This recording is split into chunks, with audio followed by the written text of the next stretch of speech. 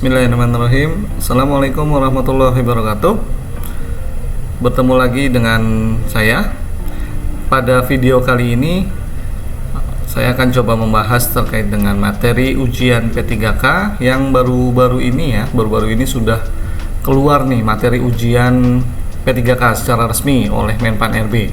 Kita flashback sedikit terkait dengan tahapan seleksi pengadaan ya. Kalau pengadaan CPNS, bagi teman-teman yang sudah pernah ikut seleksi CPNS, itu pasti sudah tahu ya.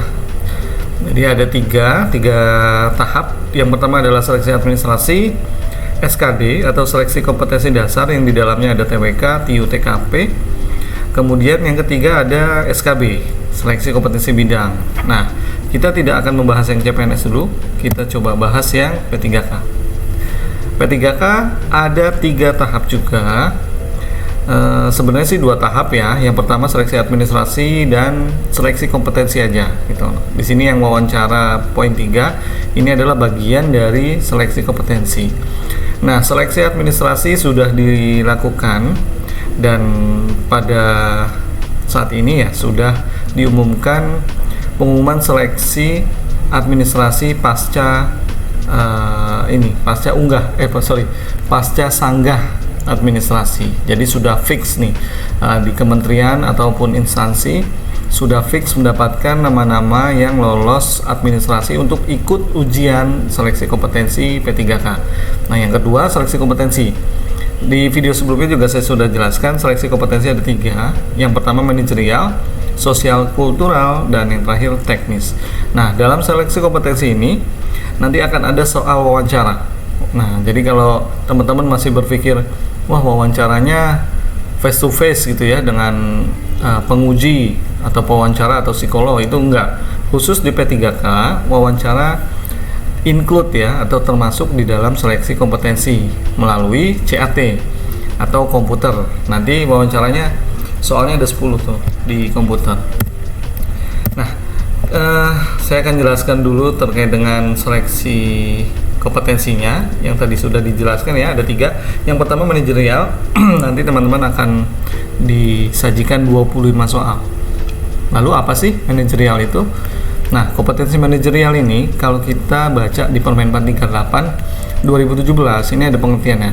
Nah, coba kita lihat sama-sama. Ini tujuannya untuk menilai penguasaan pengetahuan, keterampilan, sikap perilaku, kemudian perilaku dalam organisasi ya, yang dapat diamati, diukur dan dikembangkan terkait dengan, nah ini nih poin-poinnya nih, integritas, kerjasama, komunikasi, orientasi pada hasil, pelayanan publik, pengembangan diri dan orang lain, mengelola perubahan dan pengambilan keputusan. Wah, kalau kita baca dari pengertiannya agak panjang ya, agak panjang dan pusing. Contoh soalnya kayak apa sih? Nah, nanti saya akan tampilkan contoh soalnya. Yang kedua, kompetensi sosial kultural, nanti ada 20 soal, lebih sedikit dari manajerial. Pengertiannya ini bertujuan untuk menilai sama ya, penguasaan pengetahuan keterampilan, yang beda hanya di ininya nih. Nah, terkait dengan pengalaman berinteraksi dengan masyarakat majemuk dalam hal agama, suku, budaya, perilaku, wawasan kebangsaan, etika, dan selanjutnya. Nah, nanti contoh soalnya seperti apa? Saya akan coba kasih 1 atau 2 soal ya, agar teman-teman tergambar nih gitu. Nah, untuk 2 kompetensi ini nanti soalnya sama saja nih. Mau teman-teman daftar di kementerian A, B, instansi daerah, itu soalnya sama. Saya bilang sama ini bukan sama plek ya, sama plek penulisannya, tapi jenisnya tuh sama itu. Oke, jadi nggak beda-beda antara jabatan yang satu dengan jabatan yang lain. Manajerial dan sosial kultural dibuat oleh Panselnas dengan mengacu ke Permenpan 38 tahun 2017. Gitu, teman-teman bisa baca tuh Permenpan 38 2017 kalau mau lolos manajerial dan sosial kultural, lengkap di sana. Dan yang ketiga pastinya kompetensi teknis. Nah, kompetensi teknis ini tentunya untuk menilai spesifik berkaitan dengan bidang teknis jabatan. Artinya teman-teman melamar di jabatan apa? Nah, soal-soal kompetensi teknis di jabatan itu yang akan diujikan. Ada 90 soal. Nah, biasanya pengalaman tahun ke tahun, passing grade-nya itu banyak yang tidak lolos di sini nih, kompetensi teknis. Karena apa? Memang soalnya soal mendetail ya, teknis terkait dengan jabatan yang dilamar. Misal saya melamar di jabatan arsiparis gitu ya, arsiparis ahli pertama. Nah, pastinya soal-soalnya terkait dengan kearsipan.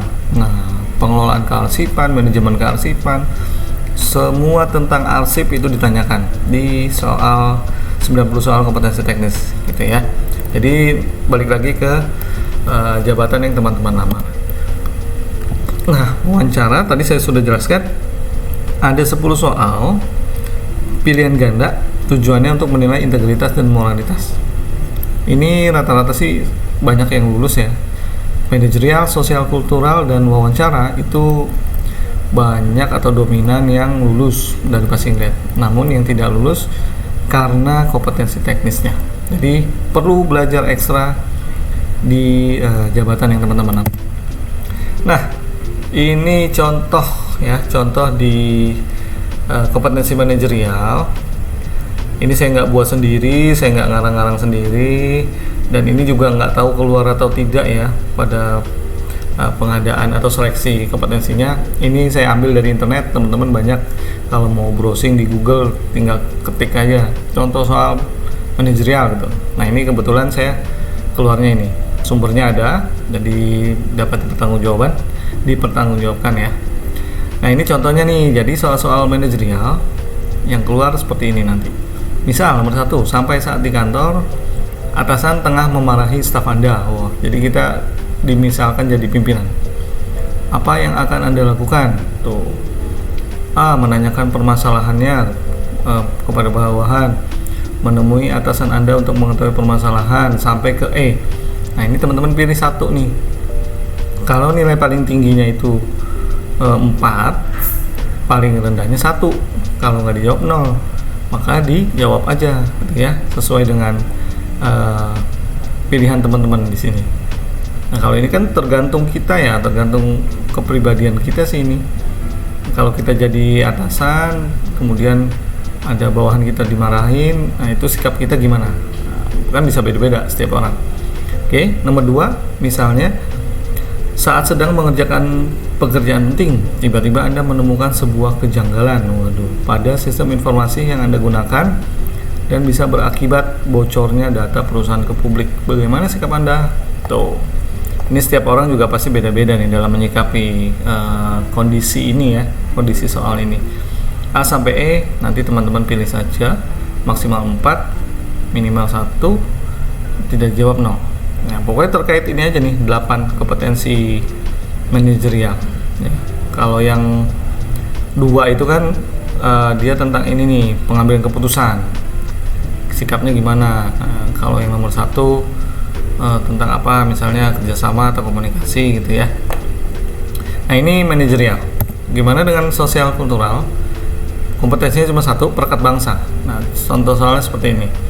Salah satu rekan kantor Anda sedang mengalami musibah dan memerlukan dana bantuan untuk meringankan bebannya. Maka sikap Anda, nah ini juga soal saya ambil dari Google, dari googling ya, browsing aja di sini, teman-teman bisa lihat sendiri. Nah, ini dia sediakan kayaknya jawaban yang paling benar deh. Yang kan kalau sosial kultural paling benar dapat 5 ya. Nomor 4 kata dia, D. Meminta salah satu rekan yang dekat dengan atasan untuk membahasnya. Oh, masa kah? Nah, ini aja kan udah agak berbeda nih dengan kalau saya sih ya gitu. Jadi setiap orang jawabnya bisa beda-beda. Maksimal 5, paling kecil 1 gitu. Kemudian contoh soal yang kedua, sosial kultural. Anda adalah seorang wali murid, jadi bapak misalnya nih. Anda mendapati laporan bahwa salah seorang guru bersikap sangat tegas terhadap para peserta didik, yang salah satunya adalah putra Anda. Waduh. Ketegasan itu antara lain diekspresikan dalam bentuk ancaman terhadap murid yang memiliki motivasi berprestasi rendah. Sikap Anda terhadap hal tersebut, nah, kira-kira kalau kita jadi ayah seorang anak di sekolah, nah itu kondisi seperti ini kita mau ngapain nih? Nah, bisa beda-beda ya. Ada yang bersikap biasa aja tuh gitu, karena setiap guru punya cara sendiri Ada juga yang nggak setuju, ada yang sangat tidak setuju, ada yang setuju. Nah, itu beda-beda. Dan pastinya di sini ada poin paling bagus yang dianggap paling benar dalam Permenpan 38 itu 5, paling kecil 1. Tidak dijawab 0. Itu ya, itu untuk perekat bangsa. Nah, ini dia yang ditunggu-tunggu, masih hangat ya. Tanggal suratnya aja tanggal 8 Februari. Terbaru nih, baru keluar.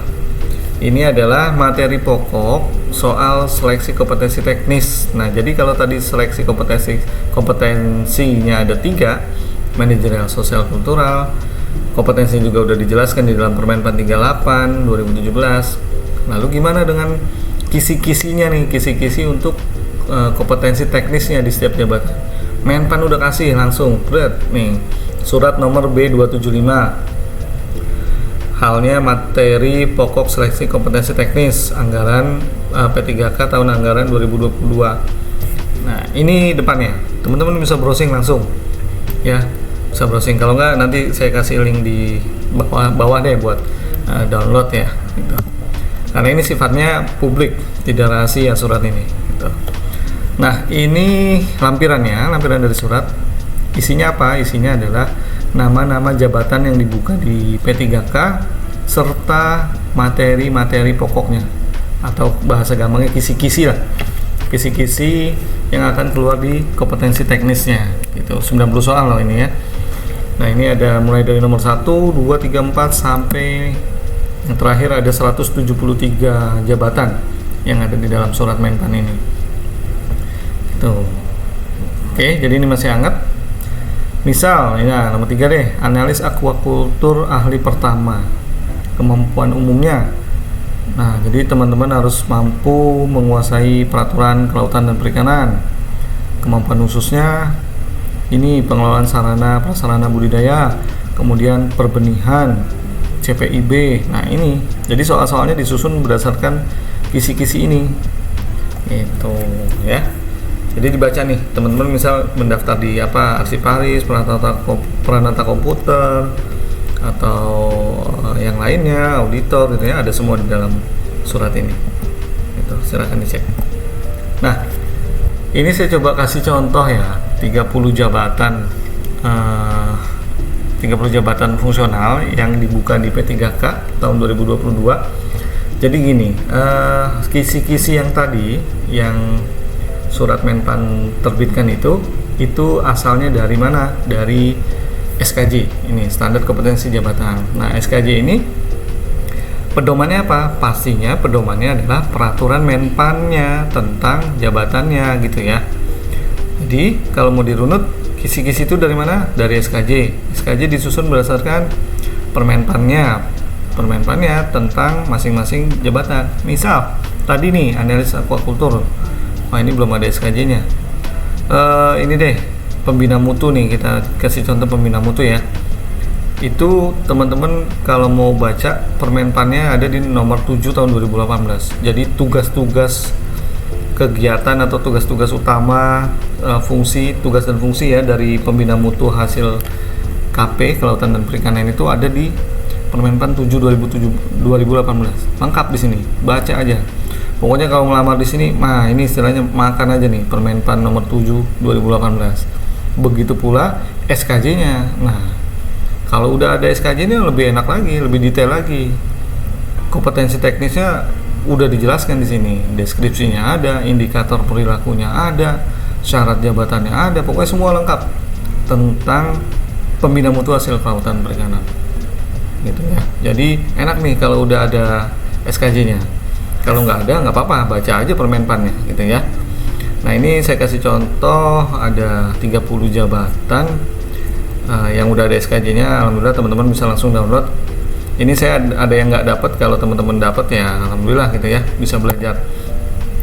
Mulai dari pertama, kemudian penyuluh perikanan, ada guru saya nggak dapat SKJ-nya, arsiparis juga saya belum dapat atau belum disusun oleh ke instansi pembinanya ya gitu, atau sayanya yang belum dapat. Silakan dicari aja di Google.